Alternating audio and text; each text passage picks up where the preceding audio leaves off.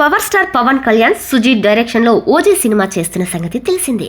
ఈ cinema gangster నేపథ్యంతో 90s backdrop లో తెరకెక్కుతోంది. పవన్ నుంచి ఇలాంటి కథలు కోరుకునే అభిమానులు పవన్ ని గ్యాంగ్స్టర్ గా చూసి చాలా కాలమైంది. పంజా తర్వాత మళ్లీ పవన్ అలాంటి పవర్ఫుల్ పాత్రని పోషించలేదు. దీంతో ఓజీలో పవన్ అలాంటి పవర్ఫుల్ పాత్ర పోషిస్తున్నాడని తెలిసి అభిమానుల్లో భారీ అంచనాలు క్రియేట్ అయ్యాయి.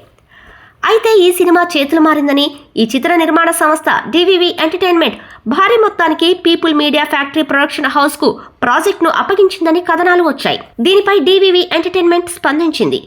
ఓజీ మాదే, ఓజీ ఎప్పటికీ మాదే అంటూ స్పష్టతనిచ్చింది. పవన్ కళ్యాణ్ తో తెరకెక్కిస్తున్న ఈ చిత్రం ఎలా రూపుదిద్దుకుంటుంది అనే విషయంలో తమకు ఫుల్ క్లారిటీ ఉందని వెల్లడించింది. చిత్ర నిర్మాణం కొనసాగుతుందని, పవన్ కళ్యాణ్ కు కృతజ్ఞతలు తెలుపుకుంటున్నామని డివివి ఎంటర్టైన్మెంట్ ట్వీట్ చేసింది. చిరుత బాగా ఆకలి మీద ఉంది, ఒక్కసారి వేటకి వచ్చిందంటే ఇంకేం మిగలదు అంటూ స్పష్టం చేసింది.